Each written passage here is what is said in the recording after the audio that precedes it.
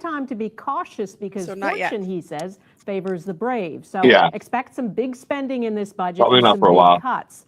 A lot of things have been the weeks leading up to this, so expect billions in defense spending plus investments in infrastructure. I'm just worried about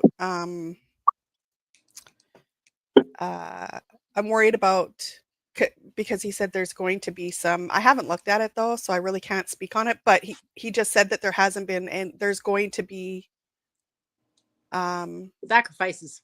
That's it. And I just hope that sacrifices are for rich people. That's what I'm hoping. We're live now, right? Oh, yes. Oh, sorry. All right. That's all right. Let's go. Welcome to the Maple Minds podcast. My name's Christy. That's Rob and Polly. And we are three people from BC who like to yap about politics and what's in the news and our opinions about it. And as you saw, we're starting with the budget. I can't imagine having a Canadian political podcast and not starting with the budget today. We played a little clip about how they're minutes away from delivering it. And now we're going to sort of give our opinions about it without knowing about it yet. Of course, that's what we do here. We give opinions. Yeah. Yeah. All right. So start us off, Rob.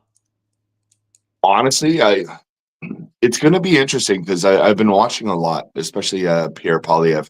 Did you see that one good, I guess the one interview he just had where they asked him about it, where they're basically saying, well, you're if you disagree with it, then you won an election essentially. And he's just like, just crickets. Like it was just crickets.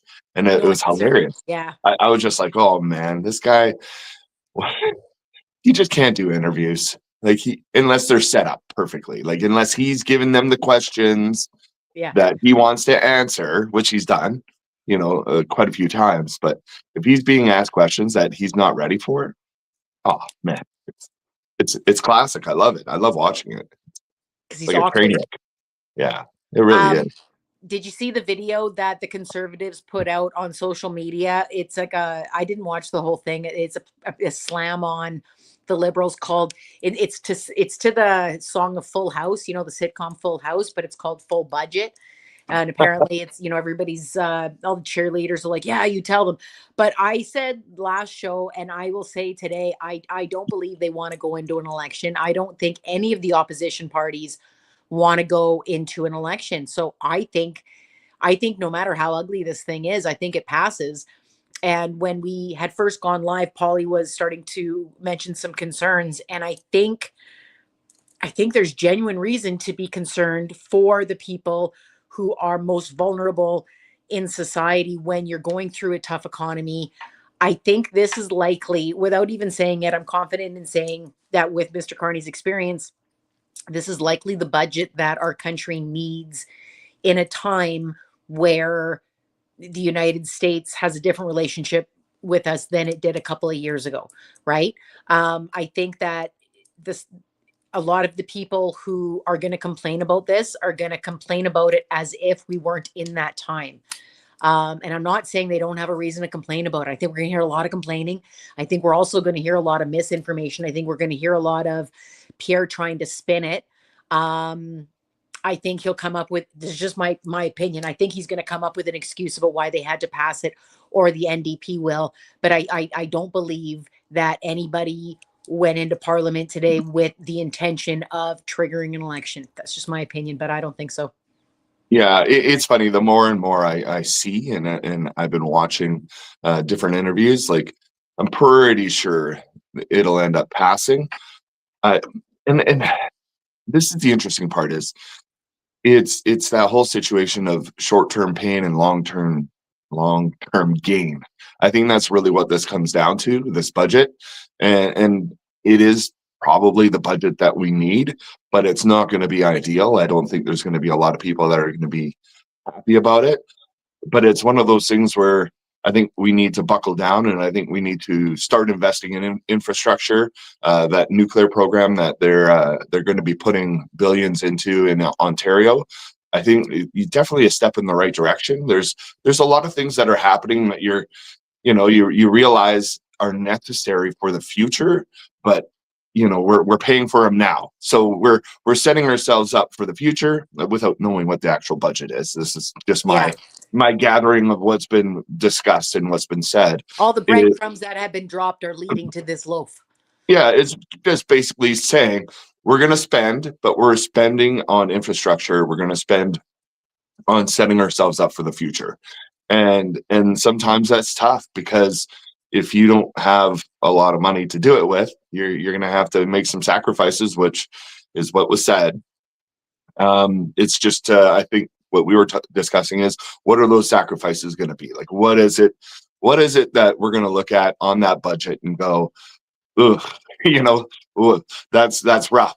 But, and is it the for the people future, who are in a better position to be able to shoulder a sacrifice, or is it the people who are going to have to be deciding between eating and a roof over their head? Do you know what I mean? Yeah. It's a much different ask of Canadians who are comfortable in their bank accounts to be able to put in these sacrifices. It's a much different thing, like I said, with the people who are very vulnerable in Canada, because especially at a time where we're seeing a larger number, and I could be wrong, I haven't looked up the stats, but we never used to have the downtown east side in every pocket of the lower mainland. It used to just be the downtown east side, and now it's in a lot of other places. That's what I'm concerned about, and I'd like to see how he maybe cushioned that, and hopefully he did. And if he did, that's what the Conservatives are going to cry the loudest about, in my opinion. I could be wrong. Yeah, I think what we need, though, and as Canadians, regardless of left, right, center, wherever you are, is we need for the Liberals to explain it. Like really explain Yes. it, break it down. This is what we're really trying to do. These are the things that are important, and this is why. This is why we decided to do this, because of this. They need to do that, because so far they haven't done a very good job of explaining things. No, they are shitty communicators. That's my biggest. You know what? It was my biggest complaint about Trudeau too. It was that he was a horrible in my opinion. I thought he was a horrible communicator, and I think that the whole team behind him could have done better. And I think that they're letting Carney not speak enough to Canadians, or in a way that Canadians understand, or talking about like you said, like do all that stuff, but then also how it's going to benefit you, give an estimated time of when it's going to, like, we're talking about generational investments at a time where everybody has instant gratification for anything they need because of the computer that they carry around in their pocket. It's going to be a tough sell to say, you know what, we have to go through this big deficit now. And I know that affects taxpayers. And I know you guys don't want your taxes going towards that. But if we do it, the next generation is going to be set up with, this is what it's going to look like for them. And I think that there's a lot of people who are passionate about protecting our country for the next generation. I just think it needs to be very clear, and I think it needs to be BS proof, because I think that anybody else who's going to try to use and spin it, Pierre, is going to take any little angle, any little crack that he can find in there, and try to divide people and try to sow division and doubt. Yeah, and that's exactly what Pierre does. Pierre basically will explain it for the Canadian people in his way. So essentially, he's going to take it and run with it, explain it however he wants. But if there's no other side, if the Liberals haven't explained it properly, then there will be sort of this room for him to be able to say what he wants about it, because there's no counter to it, right? And I think in the past, you have like Justin Trudeau, who's not great at communicating either. But I think a lot of it was a number of years they had a majority government where they could just basically do whatever they wanted. Totally. So he didn't have to explain nothing to anybody. But if you don't have a majority government and you need the help of other people, you need to start explaining stuff. You need to start saying, selling it, right? Like sell it to everybody. Hey guys, this is what we're doing, and this is why we need to do it, and break it all down. You need to do it. You're not a majority government. You're not just going to write a blank check and be able to do whatever you want with it. You need supporters. You need people to get behind it. You can't just go, well, here's the People who have budget. people who have different ideas than you need to get their buy-in. Yeah, you can't just propose the budget, have them read it, and expect them to just know exactly why everything is the way it is. And you're like, okay, well, why is this? Why is this? Why is this? It's almost to a ruling party's detriment to have good times in your tenure, right? Because you don't try as hard. You're riding good stuff. Nobody's paying attention to what you're doing. Nobody pays attention to politics when things are good. How many people do you think were paying attention to politics in 2018 versus how many were paying attention to politics in like June of 2020 when everything was sideways and everybody's looking to the government of, okay, well, what's the answer? We've never faced this before. Everybody looks to, a leader of a way to go. Some people took advantage of that. But back to my point of the reason people weren't paying attention before wasn't because they didn't have to, man. Things were good. I don't need to worry. And these guys, and like you said, they didn't need anybody else's approval. They were just doing whatever they wanted. They didn't even need Canadians' approval, arguably. They didn't have to work on making sure that people were along with them because nobody was paying attention. Yeah, 100%. They need to dispel everything. Like they need to, and they need to basically explain everything 100%, and we go from there. Then we have a better idea as to what we're looking at, right? So it'll be interesting to see what the budget is, and obviously it'll be. If it passes. Oh, that's huge. But I mean, there's to your point. What's that? Sorry, Happy thinks that a couple Bloc and a couple of the NDPs will cross the floor and give the Liberals a majority. What do they need? Like 3? They need like 3 more seats, like 3 more votes, I think. Yeah, it's not very many. I think Happy's right. But he's saying they'll cross. They'll join the Liberals. That's what I think he's saying. Yeah. Crossing instead of going to election is what he's saying. Yeah.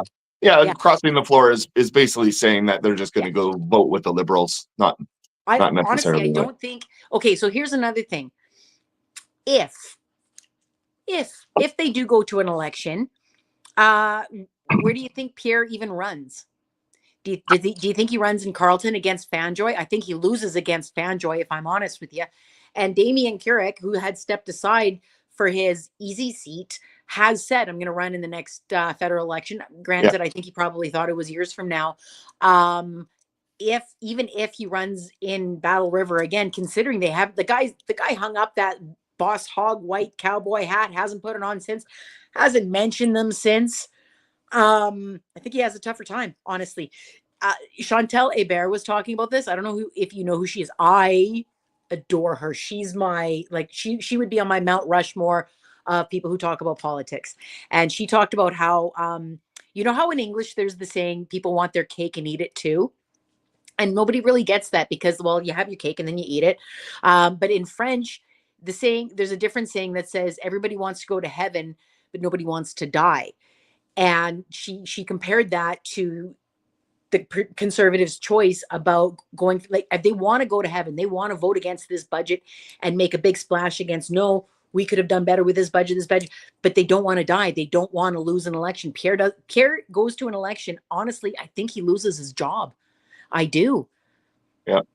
And that's the interesting part is I think at the end of the day, he is in no position to want an election right now. He's in no position. Like it's and I think conservatives know that too. I mean, I think a lot of conservatives are a little worried because Pierre's such a huge reflection on the entire party that there could just be a lot of people that are like, you know what, I've seen enough. Nothing's changed. Pierre hasn't changed. He's still doing the same garbage. He has to get elected in Alberta. He uses them for an election. He gets in and then he leaves them in the dust, and everyone has to see that. I mean, so they're in no position. They are in no position. I think they're actually hoping that the NDP and some Bloc Québécois cross the line so they can all still vote no. They're like, okay, if these people cross the line, then we're going to vote no, and then we're going to take a stand and we're going to talk about how horrible this budget is for Canadians. And I can't wait. Yeah. I would love for no one to cross the floor just to force the Conservatives to have a few people, where Pierre's like calling them out saying, hey, look, I need 3 of you guys to vote yes. Just 3 of you. And then we'll deal with that later. Like, and we'll protect you from everybody who's attacking you online, which is also going to be us. Yeah, you're gonna take one for the team, and then you're gonna take it from us. But we're really gonna like you. Maybe we can set you up with some lobby job or some cushy gig like Kurek got for stepping aside. I don't know if he got it for stepping aside. Maybe it's just a coincidence that he got a cushy job while he stepped aside. It's illegal to do that, though. Yeah, like it's again, they're not allowed to do that, but whatever. It is what it is. That's why the language is a lot more careful than what I'm using. Yeah. Okay, so let's say again, and you know what? Everything that you said about you believing that the Conservatives don't want to go to election, I believe the same thing about the NDP. The NDP don't even have a leader right now. Don't tell me Don Davies. Don't tell me Don Davies would take a party into an election, and don't. I'm just not a fan. It'll be the end. It'll be the end of them too. I'm sure. I think so. Like, well, they already don't have party status, right? Yeah. I think. Yeah, and they have no money. They have no money. At least the Conservatives have some money to pour into an election. The NDP don't. The NDP have a risk of having even fewer seats, in my opinion. What do they have? They have Liberals bad. What else do they have? Come on. I'm just saying. Yeah. Yep. Yeah. And don't get me wrong. I like the NDP policies, but to me, you have to have better than just a good idea in order to get the job. Good ideas are great. They're very important. It's a very important tool in the toolkit of doing things to help Canadians. It's not the only part.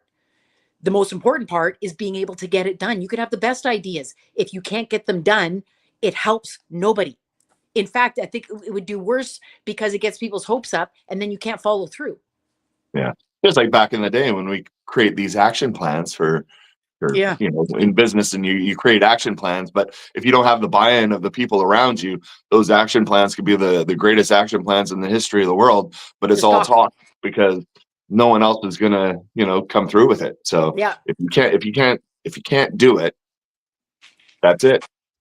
When you say back in the days too, and I was thinking of back in different days, I was thinking way back in the days when there was another prime minister who was facing a bad economy. It was Chrétien when Paul Martin was his guy, and the New York Times had written about Canada at the time, welcome to being a third world country, because our economy was doing so bad. And Chrétien and Martin went to all their ministers and said, like, don't even the first person who even asks me for $1 is getting everything shut down. Like, this is the time that we have to tighten the belt more. And I wish I had more details when I'm talking about this, but I remember reading a lot about it. I think it was, it was when Chrétien in the 80s. Yeah. And I remember in the 80s too, I remember there was tough economic times, but I don't remember all the grown-ups the way that kids are watching their grown-ups today. Well, there's so much. I mean, so much on social media now, right? Every kid has a phone. Everyone, you're seeing everything, whether they like it or not. I'm sure they scroll right through for politics stuff, but you never know. There are some kids that are more like they watch it and go, oh, interesting, right? Very very informed group of people, right? So, and yeah. So I know, and I didn't put it on the list, but since we're talking about young people, and then we'll get to the Carney apology, but let's just talk about young people in a minute, to talk about how Jamil Javani and Pierre are doing these rallies towards young people. Yeah. Here's the thing. Is it their right to? Absolutely. Do young people have the right to be able to choose on their own instead of listening to Gen Xers like me say, no, don't listen to that guy. That guy's full of crap. They should be able to listen to everybody and make their own decisions. I think my frustration is actually more with Liberal and NDP who aren't countering it. Look at what's happening in the States. Look at what they did with that turning point thing. That's what Jamil's trying to do, right? That's what he is trying to build. Why would you see that starting and not want to try to counter it? Just complaining about it on social media and slamming the guy is not going to convince anybody that your ideas are better. I think that there should be more counter. I think we should see more rallies from other people instead of just the people that I disagree with. Yeah, you know what? For these rallies, and it is everyone's right. I mean, it's a great tactic, especially for the conservatives, to go for the young people, right? Young, impressionable people. But we need a law put in place so that they can't lie to them and misinform them. Like like, I'm okay. You want to go and talk about your, the Conservative Party and what it brings to the table and what they want to do for Canada, and the things that maybe they would do differently than, say, the Liberals or NDP or anyone else, and this is what we want to do for a better Canada. But you do it without lying and misinforming people to try to rile them up, to try to get them all, oh, these people are liberals are the worst, right? That's the only thing for me that I think should not happen. I agree with you 100%. And if I was in charge of the world, or if I was in charge of the country, I would write it in so that because like this has already gone to court in 2019. Supreme Court ruled something about language and freedom of expression or something. I think it's bullshit. I do. I think that people delivering public remarks that you're going to make life decisions on, I think that should be handled with the same guardrails as advertising, because you are advertising. You're advertising politics, and politics is a brand. Is it something you can touch and feel? No, I don't care. It should have the same rules, that when the person selling me a bar of soap isn't allowed to lie to me, but the people that I'm going to make decisions about voting, about things that affect other Canadians around me, that person's allowed to lie to me. That's ridiculous. Yeah, for me, that's a huge one, right? Go talk to the people in universities and go for it. But don't lie. Don't lie. Just tell them like what you're going to do for Canadians. There's so much misinformation out there, and it's starting to really annoy me. Like the amount of people that are putting on their, oh, look how much my grocery bill was, and this is all the food that I got, and all these things. It's like the government has nothing to do with your grocery prices. It's inflation.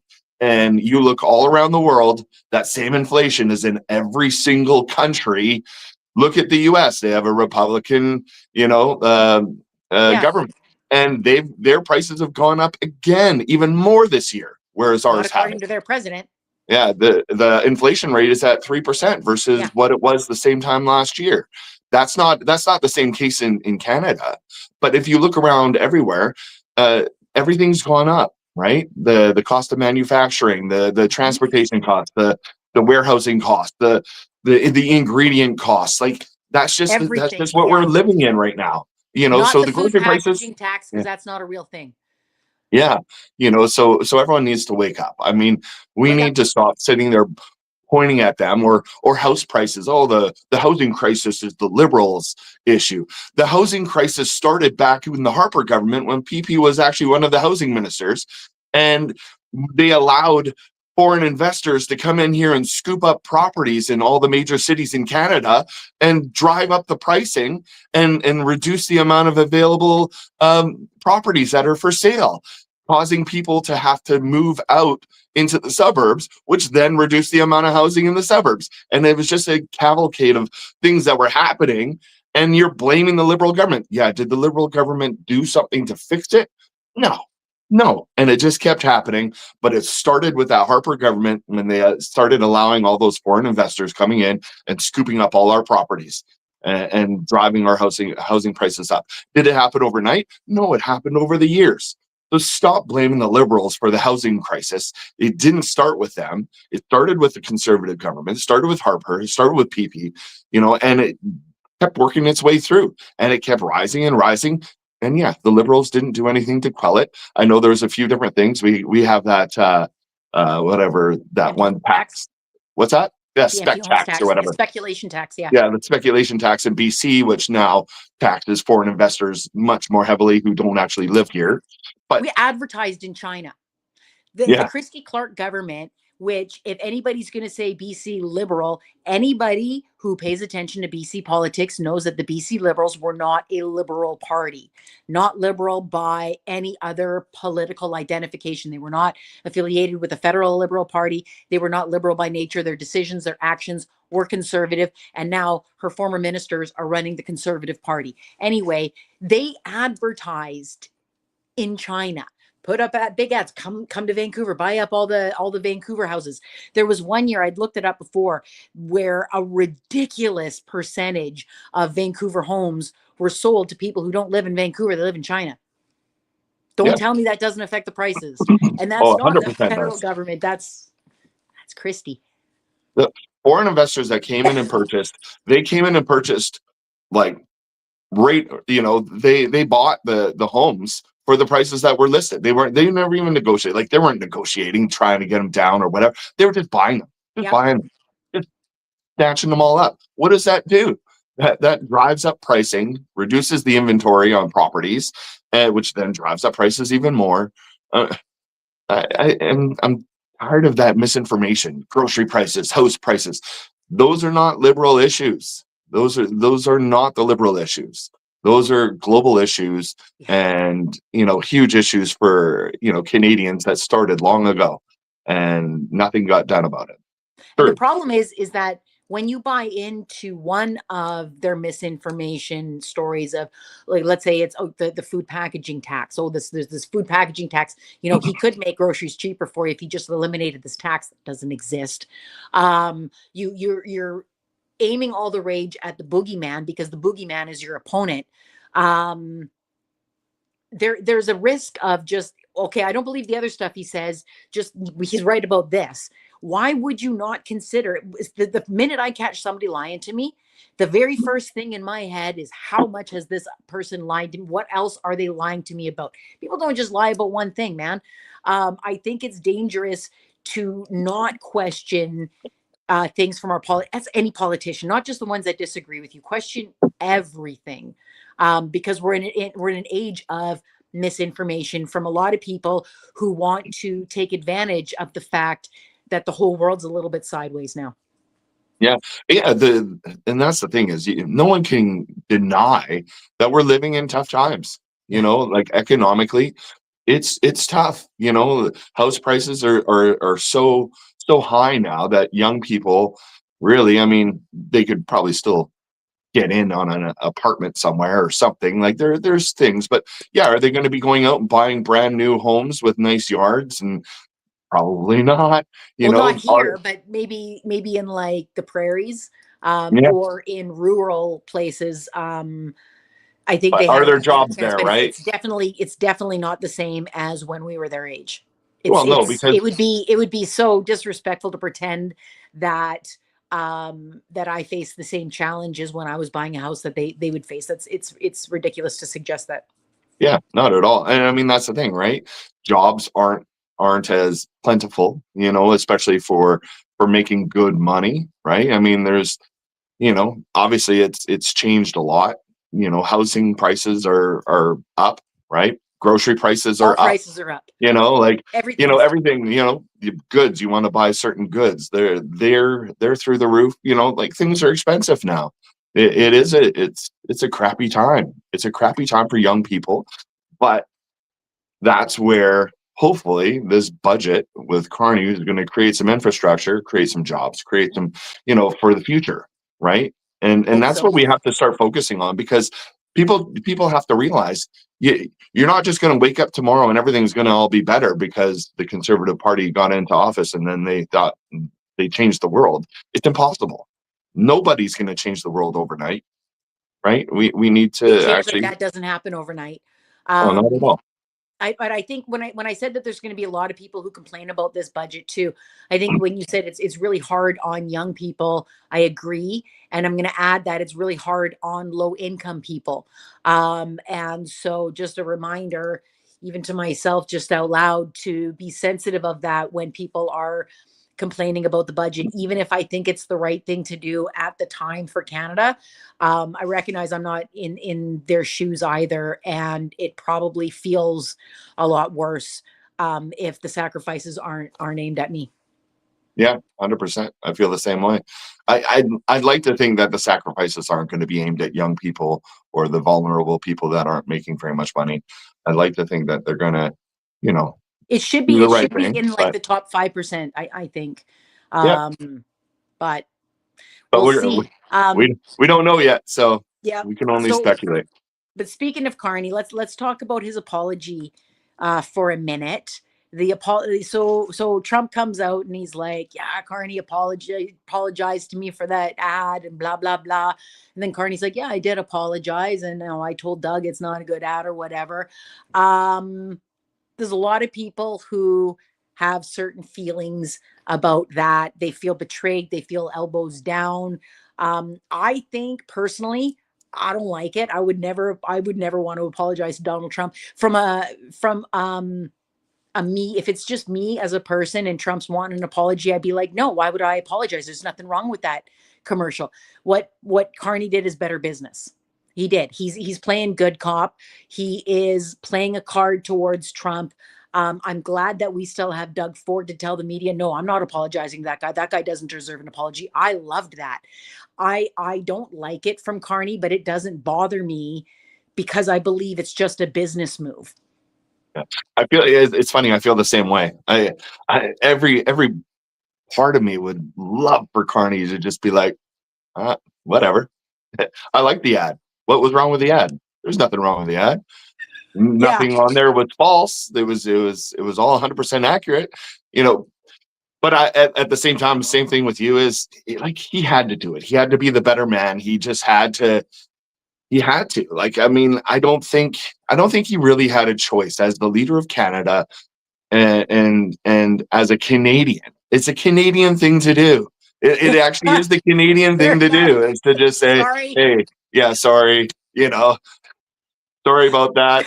Fair Doug enough. Ford is his own guy. He's passionate and I love the fact that we could still have, and who knows? I mean, we still have the fact that Doug Ford's like, yeah, screw you. Yeah. I like the ad. I'm not apologizing for nothing. Right. And I think that works perfectly, actually. Carney can placate Donald Trump because you have to do that for a Donald Trump. Like, I mean, you just have to, even though it's we're still waiting to see whether or not the Supreme Court rules in favor of in favor of Donald Trump's move, or saying no, it's not constitutional and you can't do that.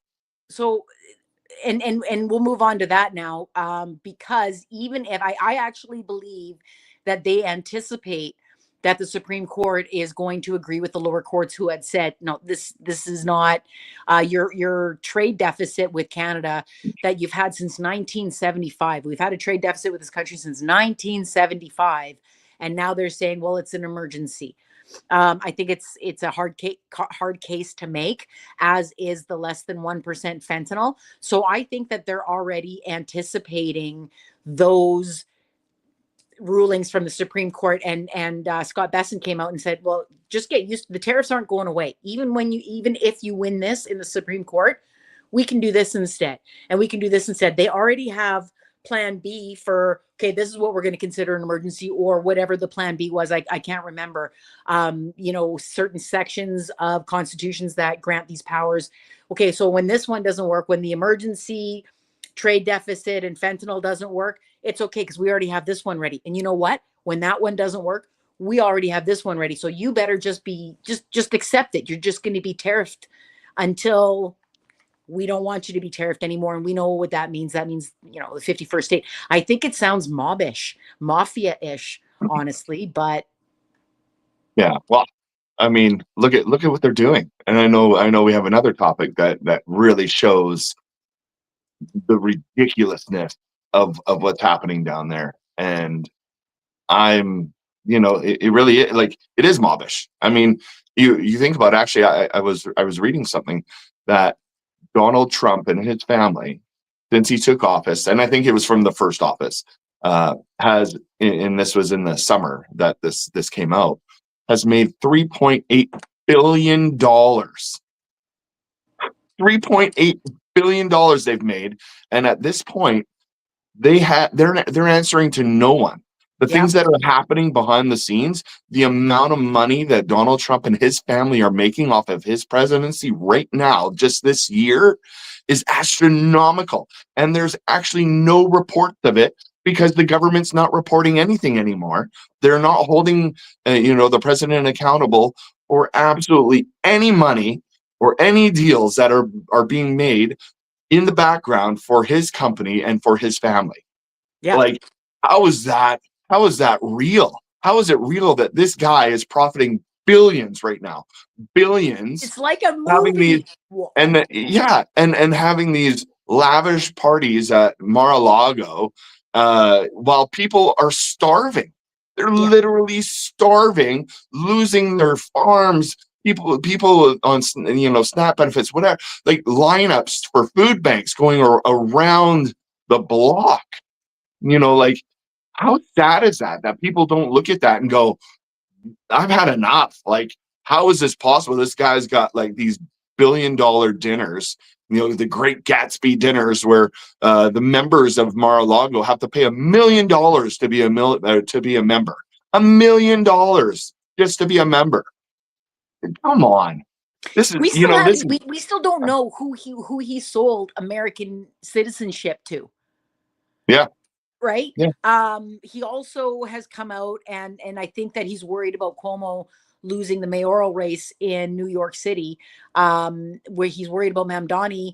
And he's like, if Mamdani wins, I'm not going to give any more money to New York because he's a communist. I think, like, how are you saying, USA? How are you cheering for a guy who's saying, okay, USA is now only the people who agree with us, and anybody who doesn't agree with us doesn't count anymore? They're communists. Basically what he's saying. They're communists. Anyone who doesn't agree with them are communists. Yeah. Yeah. Or Antifa. Left-wing agitators. Okay, well, I think 70% of your country is now, just so you know. Like, so that's another thing. I actually didn't have it on the list, but there's two very important elections happening. Three elections happening there. Virginia and New Jersey are voting in new governors today. And Prop 50, that has to do with congressional redistribution, is happening in California today. Yeah. So Trump said, Trump's already talking on social media about how it's rigged. He's already decided, he has already sent the message to his base that it's a bullshit election, already saying it's rigged. He sent in a whole bunch of election monitors, and then Gavin Newsom came out and said, you know what, for every guy that he's sending, I'm sending 10 guys to watch that one guy. To prove that, this election is real. I think this is gonna shake the states a little bit. I think that they're gonna come back. They were breaking records with early voting and a lot of people showing up to the polls. I think that we see a move away from Republicans. I don't think it's going to go well for Mr. All Caps on Truth Social. And I don't know where it goes from here because, like I said before, I don't believe that country's going to midterms. I hope I'm wrong. Yeah. I still feel that way too. I feel like there's something going to happen. Yeah. I think that you're going to, you're going to hear a lot of election fraud after this. If they turn New Jersey and Virginia. Oh. All right. Well, I guess we can keep talking about that, but I think that what's that? Yeah, go ahead. Yeah, I think that is going to be the case going forward. Is there's definitely going to be that cry for fraud. The elections are rigged. This isn't real. Pandering to that base, right? And I think that's essentially what's going to end up happening for a while. And yeah, you're too popular. He gets a call. Too popular. I got a call. Every time I get a call, I get kicked out. Yeah. So I think Rob was agreeing with you. Yeah, I think that's just going to be the playbook. for the next little while is election fraud. It's a fraud. It's rigged. They're doing this, they're doing that, and essentially, who knows? That could just lead into next year, and them just saying we're not going to even do these elections because they're all rigged. We know that it's all going to be rigged. There's no point in doing this right now because the radical left has somehow rigged the whole system, and the elections won't be fair. So we're not going to do them until we can figure out, how to not rig these elections and how to have them fair. And who knows? I mean, that's my thought, but I think it's the other way around. What's he going to do without Elon Musk this time? He still has Elon. It's Elon. Elon's still there. Elon. But right now, Elon is a bunch of people are trying to vote against his $1 trillion pay package from Tesla, which is ridiculous. $1 trillion is ridiculous. I'm just going to say it. No person needs to have $1 trillion. No person. I don't believe any person needs to have $1 billion either. But I 100% disagree with anybody having $1 trillion because you have $1 trillion at the cost of a whole bunch of other people not having any dollars. Yeah, I mean that's the thing, right? You look at all across the United States, and you think of all those people that could just use some extra money to be supported and live lives, being able to eat, and I don't know. And then you give one guy, $1 trillion. One guy has $1 trillion. Bunch of these other billionaires have even more billions of dollars in their pockets. And all of the hardworking Americans have less, and they're paying more for things. And the number of people who have all of the wealth at the expense of the people who don't have any of the dollars, that number keeps getting smaller. So like right now you've got, I don't know, let's say it's 100 people who are rich. Let's just say 5 years from now, it's going to be 50 people unless we change something. Until at the end of the day, it's just one of the tech bros who has all of the money, because that's where the money is getting funneled to, the tech bro.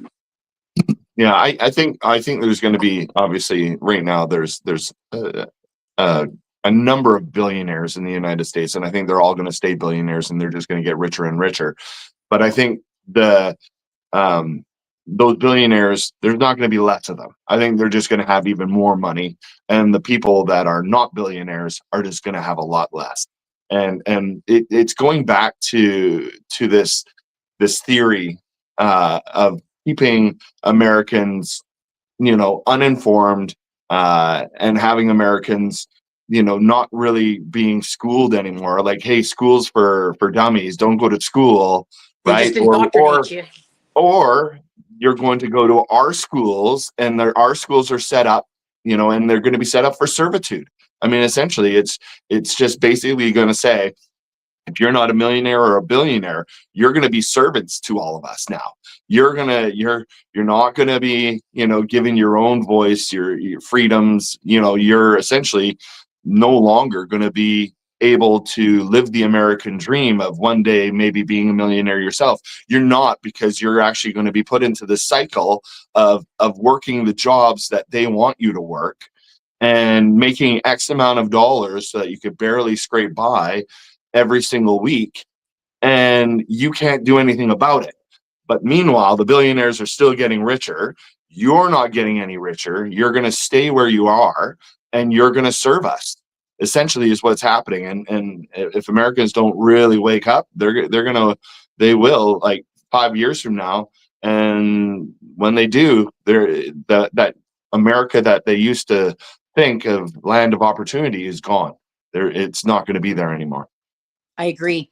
I disagree, though, that the number of billionaires stays the same. At some point, they start to eat each other, because at some point they don't have any more to take from the non-billionaires. I also disagree that millionaires would be safe.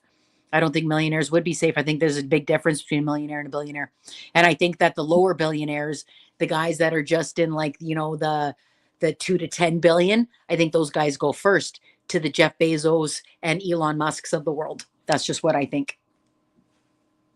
But I disagree. That's okay. That's going to happen. That's going to happen. Yeah. It'd be weird if we agreed on everything. Yeah, I don't think I just don't see that happening unless you've got a billionaire that's just, I mean, you could be a billionaire and just have your money invested and you're going to stay a billionaire forever and you don't need to, do very much more than that, but unless you lose it in some crazy ventures that you're trying. But yeah, I don't know. I at the end of the day, okay, so this is why I disagree though. So if you're a billionaire, your money is in other things, right? It's in your assets, it's probably in your companies and stuff. And I think that the way that capitalism goes is that the bigger guys gobble up all of the smaller guys. They don't want any small and medium-sized businesses. And I think if you're a billionaire, if you're not one of the biggest businesses, even if you have a whole bunch of medium and small ones, you're getting gobbled up. And then even if you have a big one, as long as there's a bigger one, eventually he's going to gobble you up. Here's the thing. If I'm a billionaire, I've got a business and someone, I sell my business or I do whatever with it, I've still got my money. I reinvest it in just the stocks and I earn a percentage that can last me for the rest of my life. So I think I would be fine. So I actually don't think that I wish I was a billionaire though. I think normal people think that, and I don't think billionaires think that. I don't think that billionaires are ever satisfied with enough. I don't think a billionaire is ever going to look at their bank account and go, you know what? I'm comfortable. I don't need to try. I don't think that they think that. Anyways, we should move on instead of just opining about people we're never going to be. We're never going to be billionaires, Rob. Well, here's the thing is, even if I ever was a billionaire, I'd be donating money. I'd try to help people. Don't need that much. Yeah, like it's I would try to better society, at least in the province or the city that I live in, end homelessness and in Vancouver or something, do something. But yeah, if that's why I'll never be a billionaire. We could be 100 heirs. 100 heirs. And I could pay for the podcast. Perfect.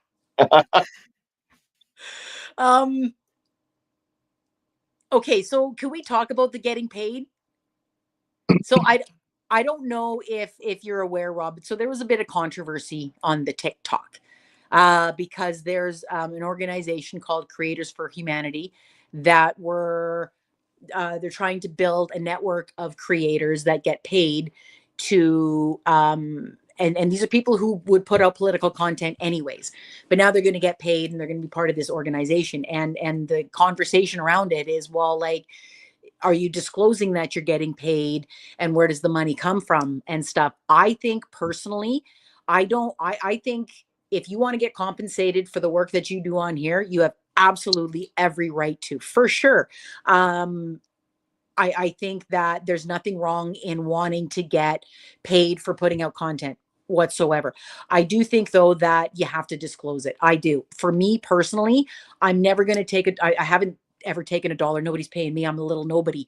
But if anybody were to pay me and say, okay, you know what, we just like you, what you do, we just want to support you, I would disclose that. Even if I'm going to make the same videos anyways, in the same thing, and they're not telling me what to do, if I'm getting dollars in my pocket because I'm putting videos out, I'm putting something in that video to tell you that there's dollars in my pocket because of it.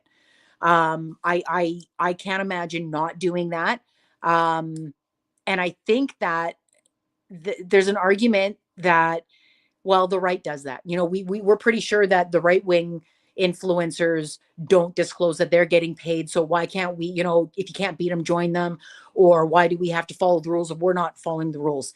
And I don't believe that you fix a problem that has to do with lack of integrity with more lack of integrity.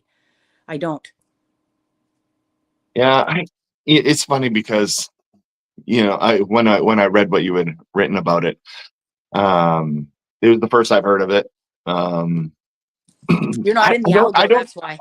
Yeah, I don't know where I stand with it, because on one hand, if a content creator has been creating this sort of content and they haven't been getting paid for it, but they're creating, say, this content, when someone comes in and says, hey, I'd like to support you, I like what you're putting out there, I'd love to give you some money to support it, they're not changing what they're doing based on the money that they're given. They're still doing the exact same thing that they were doing before. No, hear me out. So on that hand, I sit there and think to myself, really, what is the harm? Because this person isn't doing it because they're getting paid for it. They were doing it regardless. So them getting paid for it is them getting paid for it now. But they haven't changed their stance on anything. They haven't changed their opinion on anything. Like nothing's changed. It's just now they're getting some money because someone enjoys what they're doing. But in the reverse side is, of course, you've got creators out there, content creators or people in different fields that receive products from businesses to promote on their site. And they basically say, hey, I am getting paid by these people to promote this product, but this product is really great. You have to. It's Canadian law. Yeah. So no, even in the US, you see a lot of these people that are promoting these things, but they actively say, yes, they are supporting me. They are, providing this. They're doing X, Y, and Z. Right. I like I said, I'm on the fence. I totally understand that aspect of, well, if you're getting paid by someone, you should at least tell them, hey, in the background, I want to know who's paying you. Here's the thing. I honestly believe that a lot of the right-wing creators believe what they put out. I don't believe all of them do, but I believe a lot of them do. I don't know if they're getting paid. I don't know if they're not getting paid. But if they are getting paid, I want to know who is paying them, because I want to know who benefits from their message. Now, if it's somebody who is, so it's said that this organization is paid by unions. I think that you should have to say this is getting paid. I think the union members who are paying those dues deserve to know what they're getting for their money. I believe that, or if it's somebody else who is just supporting you, I believe that nobody gives money for nothing, right? So I think that your audience deserves to know where the money comes from, because, like I said, consistency. I want to know if there's a right-wing guy, if they had to disclose it, I would love to know where their money comes from, if they're getting paid too. And that's why I would have one rule for everybody, and not just look at somebody and go, you know what? Did they change before or after they got the money? It's okay for them to not disclose it. But for this guy, I think this guy's shady, so I think he should disclose it. I want the shady guys to disclose it. The guys who are doing it and aren't shady, I would want them to have to follow the same rules, because I want the rules to apply to the shady guys. Yeah, I mean, it makes sense. I'm still on the fence with it. I'm fair enough. Yeah. There's a lot of people who agree. But I don't agree on criticizing creators who take money for it.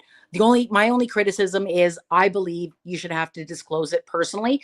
But as far as wanting to make money off of the internet, go for it, man.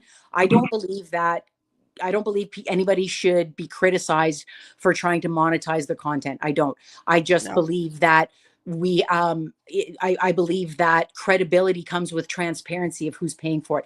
I think also if somebody else finds out that you've been getting paid and you haven't been honest about it, I think that kills your credibility, man. I do. I agree with you there.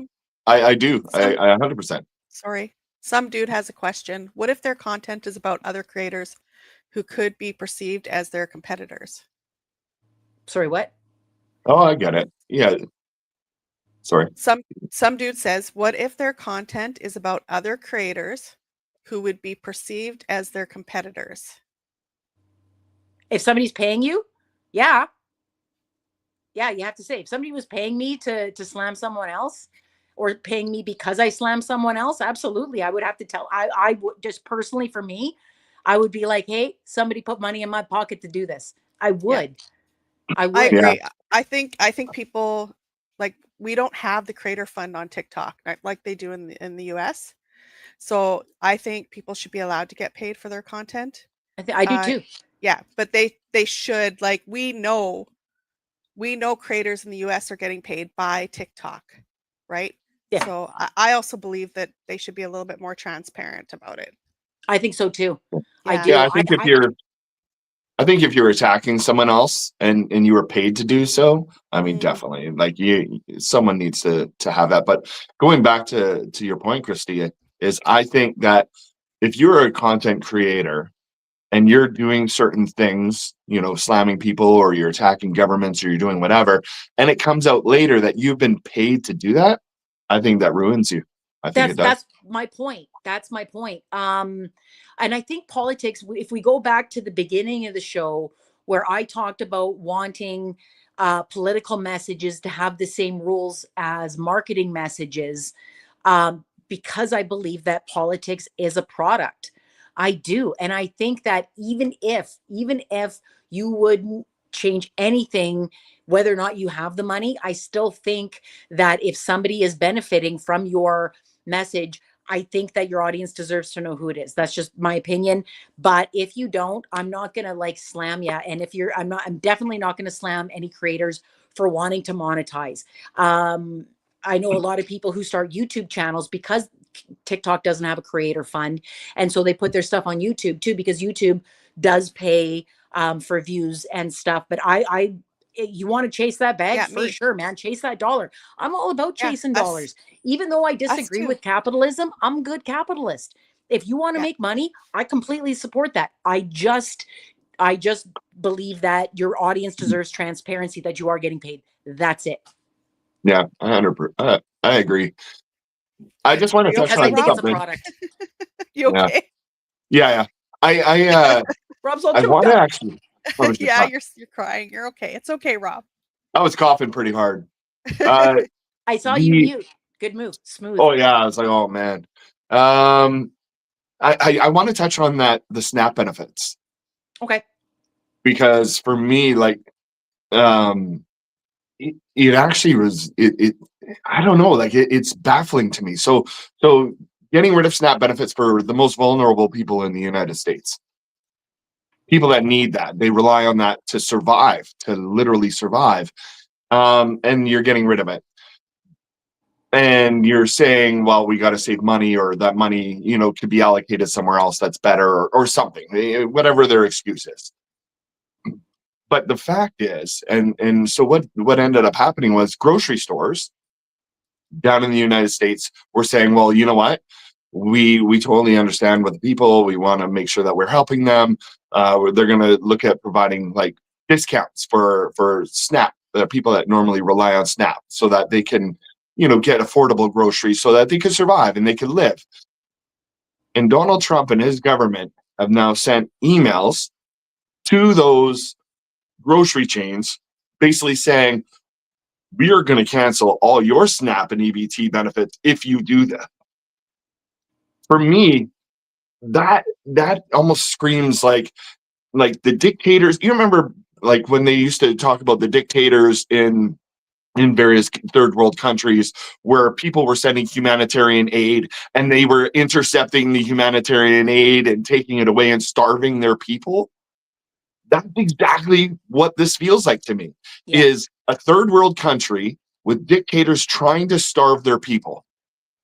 I think it's more than just the starving too. I believe it's the message of, it's coming. I think that it's a sort of a psychological warfare as well as hurting people's bellies.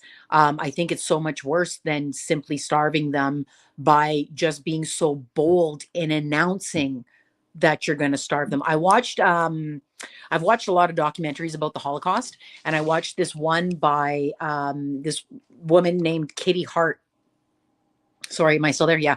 So there's a woman named Kitty who lived through Auschwitz, and you can imagine the horrors that she saw in Auschwitz. And she said the absolute worst thing that you can do to another human being is to starve them. Out of all of the stuff that she saw happen there, she said starvation is absolutely the worst. So not only is that what this government is doing to a lot of their own citizens, but they're announcing it too, so that they mess with them psychologically. I think that it's just fucking deplorable. Yeah. And it's one thing to sit there and be like, oh, well, we don't have the money to keep providing this, or we have to budget and allocate these funds for something different. All of that is garbage in itself.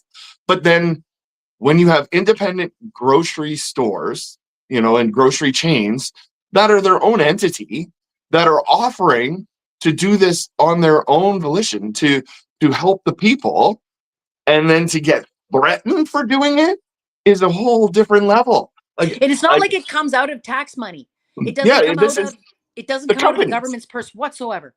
No, it's out of those companies. They're going to take the hit just so that they can make sure that they're helping feed Americans. Yeah. And the fact that the government's basically saying, if you do that, you're going to, you're not getting this from us ever again. And that's where people have to stand up and go, whoa, this is massive right now. This government isn't just working on budgets and trying to save money. They're literally trying to starve the most vulnerable people in their society, like starve them. I'd like to point out too, the number of people who receive SNAP benefits is larger than the number of people that live in Canada. They have more people than our entire population who depend on these benefits that this guy is dangling while he's partying at his very expensive, look at me, I'm not worried about money. I'm going to throw it in your face how much I'm not worried about money, while I dangle literally the carrot that I'm not going to let you eat. Yeah. And the same guy that's making more money behind the scenes for his company and his family than the SNAP benefits would cost. Did you see the 60 Minutes interview? Yeah. Yeah. So I didn't watch the whole thing because I couldn't. Didn't watch the whole thing either, but here's the thing. They ask him, hey, you pardoned this guy that gave $2 billion to your sons. He's like, my son's got to eat too. I don't know who he is. You pardoned him. I don't know who he is. Yeah. He just happens to be the guy that gave $2 billion to my sons. I don't know who he is, but I pardoned him because somebody else said, oh, it was a witch hunt. And that guy works out of Trump Tower in New York. Like that company that works out of Trump Tower.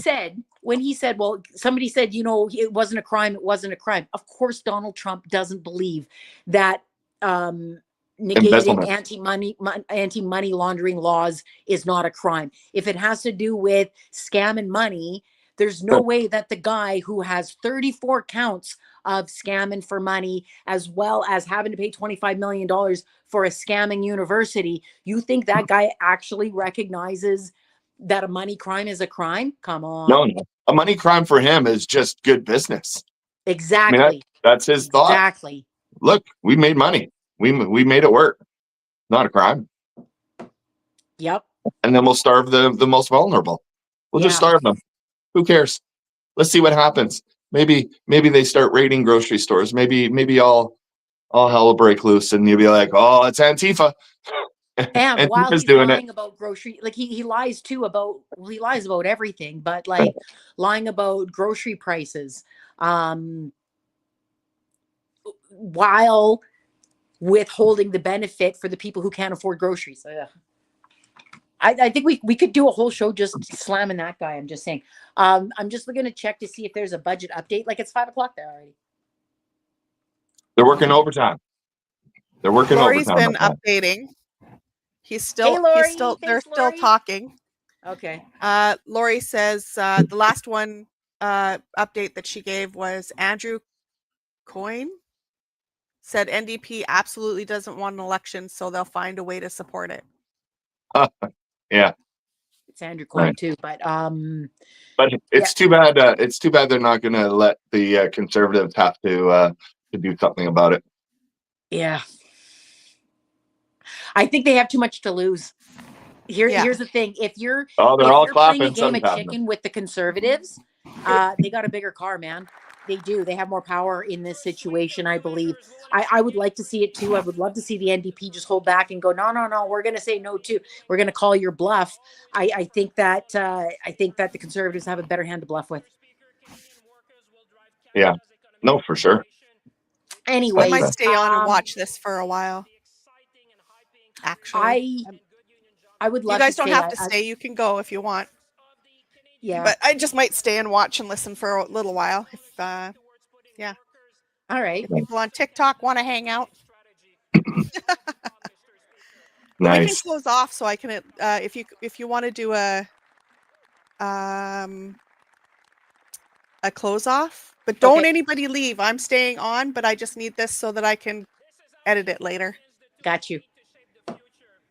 I would like to stay and do this, but yeah, I'm leaving for a trip in 2 weeks that I'm not ready for. So I got stuff to do. Yeah, so that's it for today. Then when we come back on Friday, we will have an update about the budget. We'll have an update about the United States that we have absolutely no idea what it's going to look like because that country is just moving so fast with all the sideways actions that they take. But if you aren't already subscribed to our YouTube channel, please do. Please subscribe. You can find our other shows there. Make sure you're following our TikTok page. And if you look on our link tree, there are ways that you can donate because Polly actually pays for this show to be put on multiple platforms out of her own pocket. So if you do want to support the show, make sure to donate there so that Polly can get some money to keep putting the show on. And that's all I got. I guess I will see you on Friday. Rob, are you going to stick around or are you? No, I've got to run, but I definitely I'm very interested in what's happening now. All right, so we'll have lots to talk about on Friday. But if anybody else wants to stick around, hang out with Polly, go see what's happening. Yeah, I'm going to hang out for a bit. All right, we will see you guys on Friday. Thanks for joining. Bye, you guys. Bye. Let's turn this up. It's a good sign. It's a good sign. Budget 2025 makes our choice clear. We choose confidence over resignation. We chose to empower Canadians to build this country together and protect what we hold dear. Monsieur le Président, il s'agit d'une question. Mr. Speaker, this is about confidence in ourselves, in our quiet capacity to adapt, and in the promise of this great country. That builds, protect, and empower. It's about moving from reliance to resilience and from uncertainty to prosperity. Let's seize the moment. Let's build Canada strong because we are and will always be the true north, strong and free. Vive le Canada!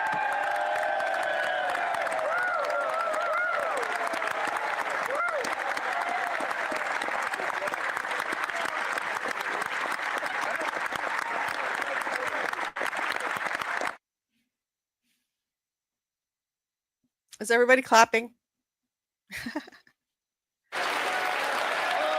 Standing ovation. Look at that.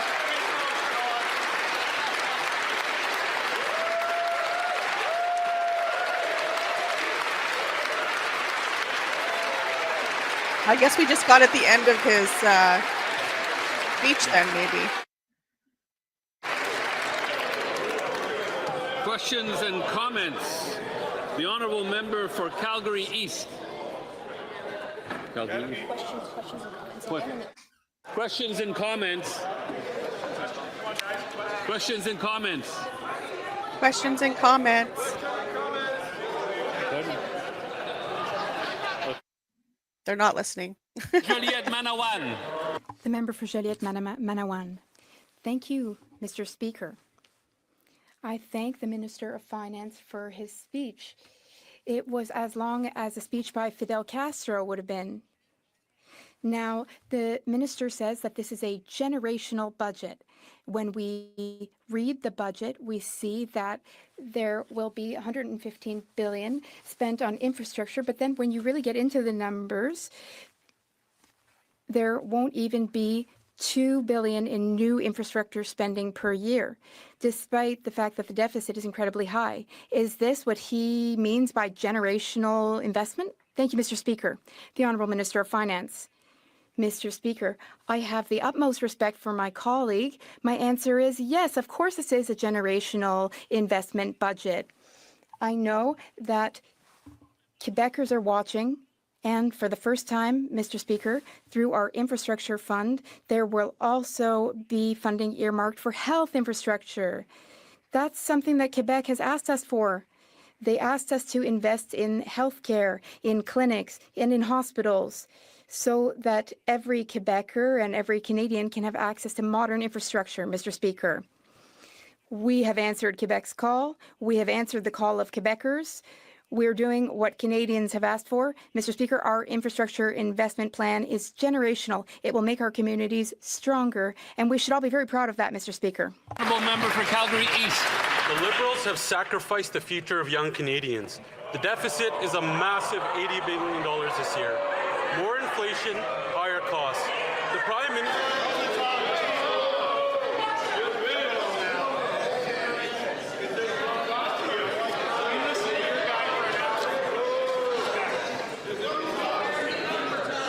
The honourable member for Calgary East from the top, please. Numbers don't lie, Mr. Speaker. The Liberals have sacrificed the future of young Canadians. The deficit is a massive $80 billion this year. More inflation, higher costs.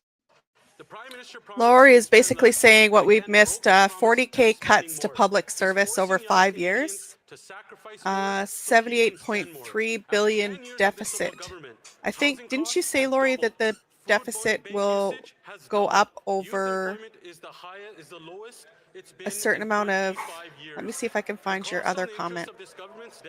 Is more than GST revenues or what goes to provinces in healthcare transfers. 115 billion in infrastructure projects over 5 years, which seem necessary, is what you said. Where is your other? Their food packaging tax, the clean fuel Yeah, so you said, so deficit increases from 42 billion in fall to 78.3 billion, and Canada can handle that. Honourable Minister of Finance. Mr. Speaker, we made a clear choice, which shows Canadian, Mr. Speaker. I'll turn this up a bit more again. I know the budget has many pages. Maybe my colleague missed a chapter, Mr. Speaker, but let me help him because we have a bit of time. Mr. Speaker, we made the choice to invest in Canadians. We made the choice to protect and build our communities. We made the choice to invest in our young people. We made the choice to invest in our workers. We made the choice to invest in housing. We made the choice to invest in infrastructure. We made the choice to invest in productivity and competitiveness. We made the choice to invest in our defense, Mr. Speaker.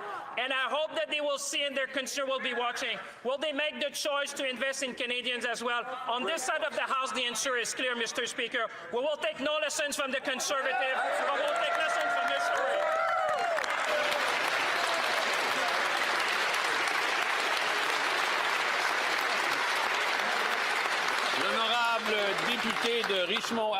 The honourable member for Richmond-Arthabasca. Mr. Speaker, even ratings agencies are now sounding the alarm. For the first time in 30 years, do you know what, Mr. Speaker? Quebec's credit rating has been downgraded. Why? Because investment spending is beyond what Quebecers can afford. Do you know what else? This Liberal government is doing exactly the same thing, with capital spending beyond the ability of what Canadians can pay for. This government has already swiped our children's credit cards, our grandchildren's credit cards, and now even our great-grandchildren's credit cards. After 10 years of Liberal deficits, the Liberals have mortgaged the future of an entire generation. Canadians have had enough. Young people have lost hope. How long will this government continue to dig itself deeper into debt on the backs of our children to finance its inflationary spending? The Honourable Minister of Finance. Conservatives would do the same. Mr. Speaker, all right. Let's give them a chance to understand what we're saying. There is a difference between operating expenditures and investment, and Conservatives would be worse. Everyone should be happy that we will be investing in infrastructure. There may even be investments in health infrastructure, Mr. Speaker. The plan we are putting forward today is an investment plan. It is a generational, once-in-a-generation budget, once-in-a-generation investment. Mr. Speaker, we hope that Canadians tuning in at home understand that we need to invest in our prosperity for the future. We need to invest in our young people, in our workers, in our industries, and in Canada. We must invest in Canada because on this side of the House, Mr. Speaker, we believe in Canada. The Honourable Member for Repentigny. Since this government has been in office, they have backtracked on all sorts of climate engagement. There's no more money for EVs. They're investing in pipeline projects, liquefied natural gas projects. They told us that we would have a climate competitiveness strategy. There's only 189 million in the budget, and only a small bit of that is for critical minerals. So there's only 4 million left for their climate strategy. Are they quite literally giving up the fight against climate change? The Honourable Minister of Finance. Mr. Speaker, I understand that there's a lot of information in the budget. It's a lot for my colleague to read today. There is an entire chapter on climate competitiveness. Because, Mr. Speaker, we know that that's the right thing to do, but also the smart thing to do. My colleague will be happy to read it. I'll let him read the budget tonight. There is also investment for clean technology. On this side of the House, we know full well that we can build a strong, low-emissions economy. Mr. Speaker, this budget meets that challenge. We're here for this generation and future generations. We are investing in Canadian industry. The Honourable Member for Rosemont-La Petite Patrie. Mr. Speaker, Quebecers and Canadians are living through an unemployment crisis. There is a historic high in unemployment rates, especially for young people. Yet, this government wants to cut 40,000 public servants. Those are good unionized jobs, good jobs for Canadians with families, and the Liberals want to cut those jobs. Each of those public servants are providing services to Canadians and to Quebecers who need those services. During the election, the Prime Minister promised that he would cap the number of people employed by the public service, but not cut positions. Why is the Liberal government breaking its promise and cutting good jobs and services at a time when people need them the most? The Honourable Minister of Finance. Mr. Speaker, I thank my colleague for his question. I would like to reassure all public servants that we believe that they are doing an incredible job. Let us all applaud them. These are Canadian men and women who go to work to serve Canadians. We appreciate their work. We value their work. Mr. Speaker, our plan will bring the public service back down to a more sustainable size. We will do so in a caring and cautious way. Most of these jobs will be lost through attrition, Mr. Speaker. Tonight, families in Ottawa can sleep soundly. We're here for them. Thank you. Halton Hills North. Mr. Speaker, the last budget of 2 years ago had a fiscal anchor of a deficit of less than 1% of GDP in future years and constantly declining debt-to-GDP ratios in subsequent years. This budget has a fiscal anchor of deficits averaging 2% of GDP over the next number of years and a rising debt-to-GDP ratio. Will the Finance Minister confirm that his fiscal anchor is weaker than the last Finance Minister's fiscal anchor?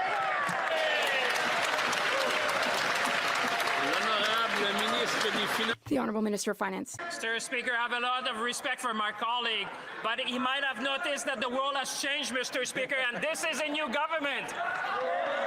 And Mr. Speaker,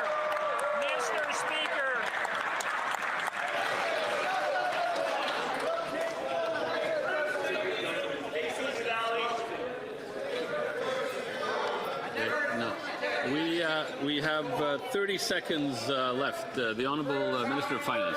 Let me repeat that because I know they like to hear it. Canada has the strongest fiscal position in the G7, Mr. Speaker. Not only we said it, but the director of the International Monetary Fund said Canada and Germany stand out, Mr. Speaker. We have the fiscal capacity to invest. We're going to build this country. We're going to protect this nation. We're going to build Canada strong together.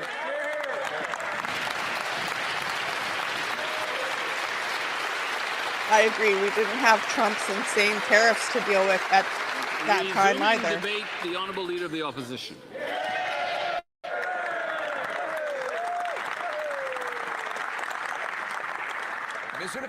Mr. Speaker, I congratulate the Minister for presenting his first budget speech, but he spoke for quite some time.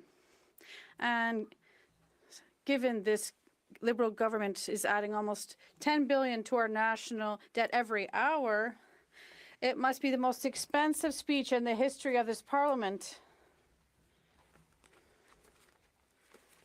Minister for his first budget speech. It was a very long speech, and given Given that this government is adding about $10 million to our national debt every single hour, just I get think we can say on that to while the talk budget, is cheap, it's very talk expensive about when a the liberal finance issues. minister does it. You know, stop doing the show business Every ship dollar that the stuff. government Sorry, my spends tongue is comes out of the frozen. pockets of I'm eating Canadians. popsicles. And the more they spend, the more things cost. And that's why the Liberals doubled the cost of housing and lineups at food banks. And that's why we wanted an affordable budget for a more affordable Canada. This government is the most expensive in Canadian history. Every dollar the Prime Minister spends comes out of the pockets of Canadians. The more they spend, the more things cost. And that's why Conservatives were calling for an affordable budget, for an affordable life, after Liberals doubled the cost of housing and doubled the lineups at our food banks. Today, the Liberals have introduced the most costly deficit in the history of our country as outside of COVID. It will generate higher costs for groceries, housing, and for everything else. The Liberals have introduced if you guys the could most please share the costly live and largest budget deficit in history outside of COVID. The cost of this Liberal budget will drive up the cost of food, housing, and everything else that Canadians buy. And the Prime Minister has broken every single promise he made just 7 short months ago. He promised a $62 billion deficit. He delivered nearly an $80 billion deficit, $16 billion bigger than he promised and twice the size that his predecessor left behind. He promised to lower the debt to GDP ratio. He raised it, and inflation along with it. He promised to spend less. He's spending $90 billion more, costing $5,400 per family in Canada. And that $90 billion, to the Prime Minister's heckles, is above and beyond the promised $16 billion that he says he will one day find.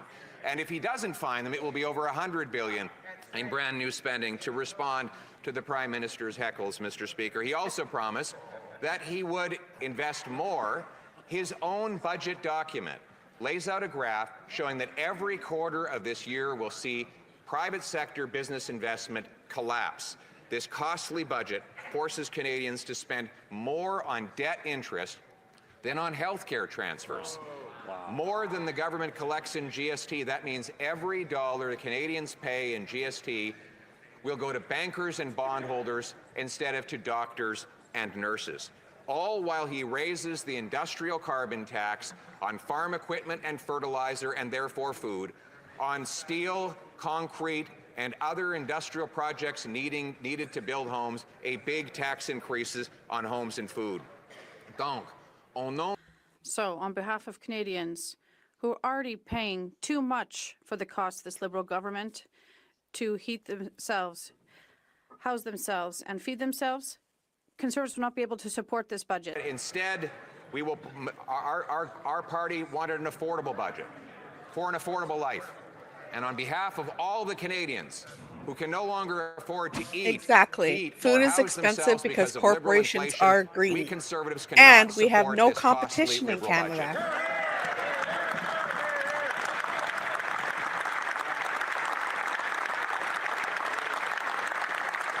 But there is still time for the Prime Minister to do the right thing. We will put forward an amendment that will transform this policy by making Canada affordable again. It will get rid of the industrial carbon tax, cut the wasteful spending to bring down debt, inflation, and taxes.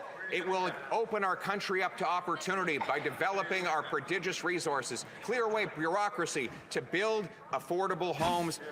No, his carbon tax blame game again. Want the Prime Minister to accept our amendment to make life more affordable for Canadians, to make their paychecks stronger. What's the amendment? And our economy more independent. That's the approach we're going to propose. We're proposing an economy that's more affordable for our young people, that is safer for our seniors, and that protects Canada's promise for everyone who works hard. Full future. For our young people, we want homes, jobs, and hope. For our seniors, we want affordability. And we want for all Canadians who work hard to bring back the promise of Canada. Thank you very much.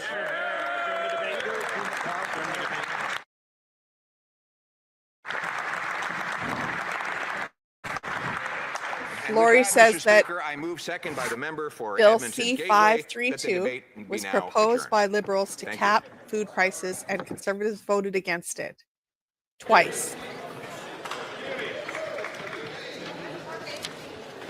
Mr. Polyev, seconded by Mr. Upal, moves that the debate be now adjourned. Pursuant to Standing Order 83-2, the motion is deemed adopted and the House stands adjourned until tomorrow at 2 p.m. pursuant to Standing Order 24-1.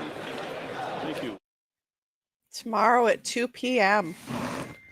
Yeah, maybe I'll come on tomorrow. We'll see. We shall see. Anyways, thanks for everybody joining me. Oh, Eric, thank you for the heart. Lee sent me a donut.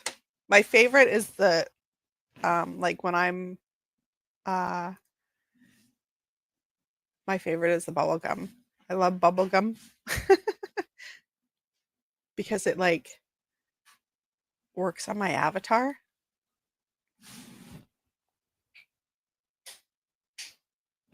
Anyways, thank you everybody for joining me today. Oh, I'm sorry, Eric. 1 o'clock. 1 o'clock, Tuesdays and Fridays. I might be on tomorrow at 2 o'clock to see. I thought we were voting on the budget today, but it doesn't look like they're doing that. So I guess it's tomorrow. I'll have to look it up. Okay. Good night, everybody. Thank you. Thank you for joining me. Don't forget to subscribe and share the YouTube channel. I'm trying to get to at least 500. We're at like 398. So we need at least 2 more for 400. That hits a milestone. 1,000 is the main goal so that we can monetize. Anyways, thank you, everybody. Have a good day.